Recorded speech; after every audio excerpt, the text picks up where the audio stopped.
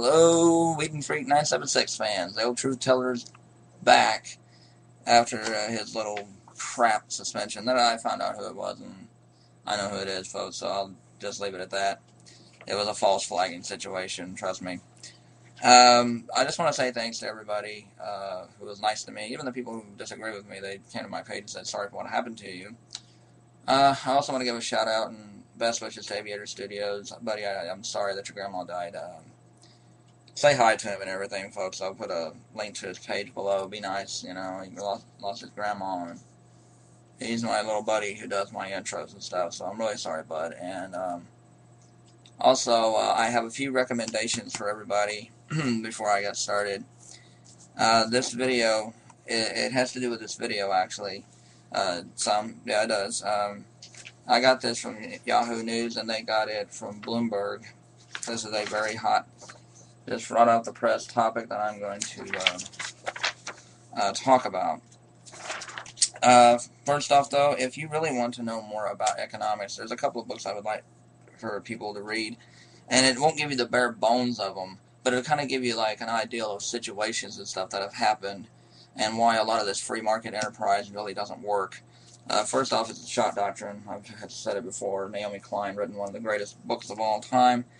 And the other one I just got a few days ago, and I'm already almost finished with it, and that's 23 Things They Did Not Tell You About Capitalism by Ha-Joon Chang, one of the great economic professors around the world, South Korean.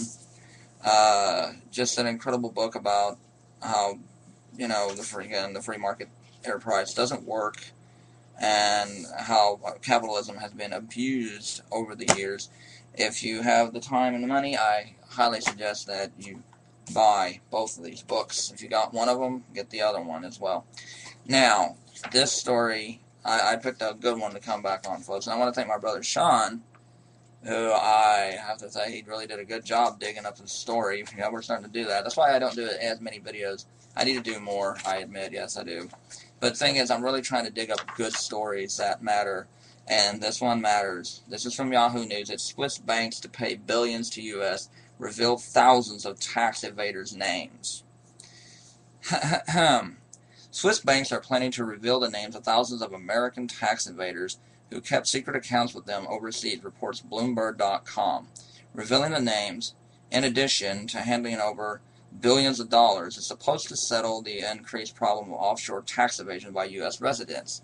Here's a list of frequently asked questions regarding the Swiss bank's likely decision to reveal names. And it goes on to list, like, why do Swiss banks want to reveal the names?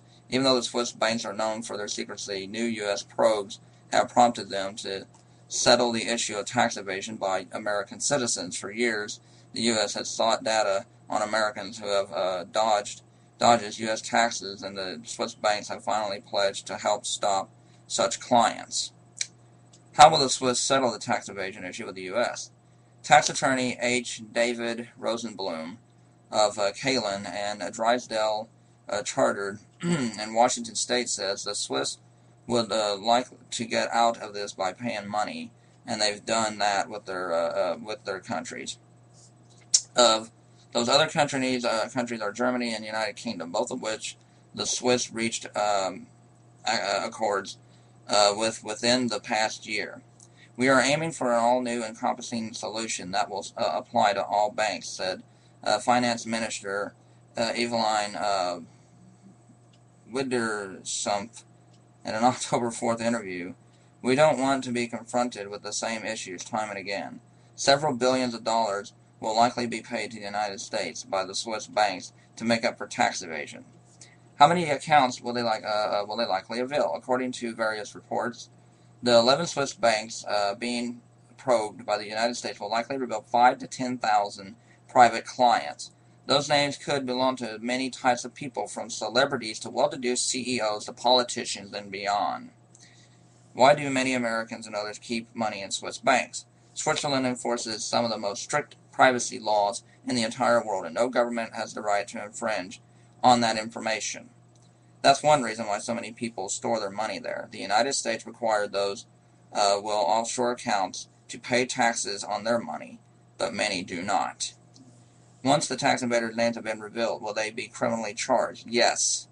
it is possible that the Americans whose names are released will have criminal charges filed and civil enforcement actions filed against them. The Department of Justice may also take action against some of the Swiss banks. Those whose names are revealed may avoid prosecution by paying fines, disclosing data, and admitting their wrongdoing.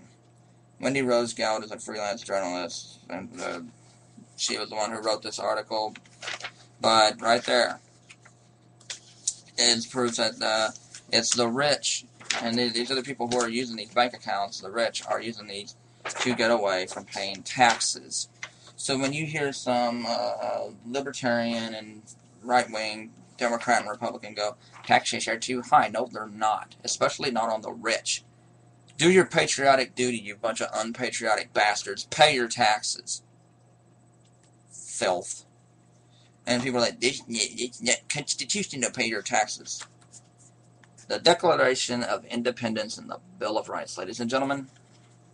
The Bill of Rights, Amendment 16, passed by Congress July 2nd, 1909, ratified February 3rd, 1913. The Congress shall have power to lay and collect taxes on income from whatever source derived, without appointment among the several states, and without regard to any census or enumeration. In other words, they have every damn right to tax your sorry son of a bitch and ass. Okay?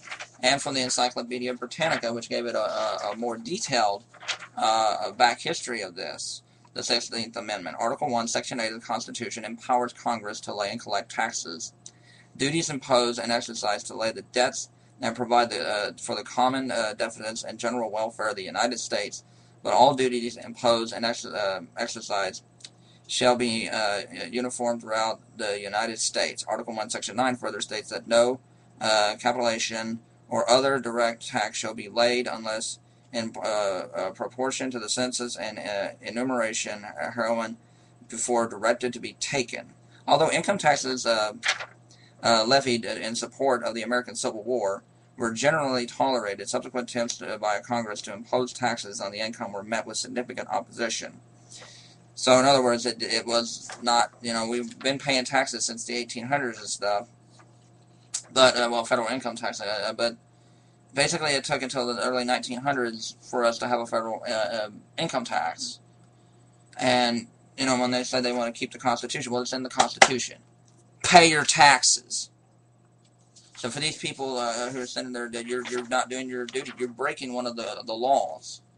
You're sending your money over to the Swiss bank accounts and stuff because you don't want to pay a little bit. There's already rumors that it's ExxonMobil executives and stuff, and even if it's everybody like, well, what if it's celebrities, even people you like, send their butts to jail. You have to do your civic duty and your American duty. If everybody in this country has to pay their taxes, including the poor and all them, then guess what? You do too. But there is a problem I have with this. Everybody's like, what do you mean? What problem? I hope this is just not, if they're going to really lay the whammy down, if it's just, even I admit, like small business owners, and there could be some who are doing pretty well. Let's say they make about $500,000 or $1 million a year. Let's just say there's some who do this, and they get whammied and stuff, but the rich pay their way out of it, then that won't be accomplishing nothing. I hope they really go through with this and really put the whammy down on everyone who broke the law. Everyone should be held to the same standard. There should be no favoritism, because Republicans always whine and moan that corporations are people. Well, guess what? People have to pay the price for wrongdoing. People have to pay the price when they break the law. Well, if corporations, corporatehood, as Rick Perry and all them like to use that stupid, ill-gotten phrase, if that's the case, then when they break the law, you should pay the price. End of story. Okay? If everybody else in this damn country has to break their backs and work hard and stuff and get taxed, then the ones who just sit on their butt and smoke cigars and drink wine and everything and make policies and sleep with prostitutes like the politicians or the big CEOs who do drugs and sleep with prostitutes and then evade taxes, and the politicians too, bull crap. do your civic duty and pay your damn taxes, you lying sons of bitches. And that's the truth. Hey, I forgot to mention, I'm going to be putting links below to some of Ha Jun Chang's videos that he did with The Real News about his book, 23 Things They Don't Tell You About Capitalism, and a link to one of Naomi Klein's videos about the shock doctrine, just so that way I'm also going to put, you'll get to know more about these books and the people behind them. And also I'm going to put the links to the articles below in the description box. Go down there and hit that little arrow and you'll see all this stuff. And if you like the video, I hope you subscribe. If you subscribe, please hit the top yellow button, because there are so many other good pages that I have on my recommended channel page. I really think that you would really enjoy the people who, if you like me, you'll like these people too. Everybody from Azo, Franks, Albert, or Roodsted, Zavana, to Anti-Bullshit Man, to Skid Row Radio, to Lissa and Shannon and the Young Historian. I got some fantastic. My other page, Mike the Hammer page, for a lot of my Weed Freak fans, guys, please show me some love. I'll put the link below to these pages. I will. I'll put the links to all these pages, including my Mike the Hammer. Oh, Chris, she's on my recommended pages. So there are some terrific pages that I'm recommending to you. And excuse me. Also, I'm going to put the links to my Twitter and Facebook pages if you want to follow me on Twitter and Facebook. But really, what you really need to do is check out the links in the description box. And I hope you check out those other channels too. If you like my page, you'll love those pages too. Thank you.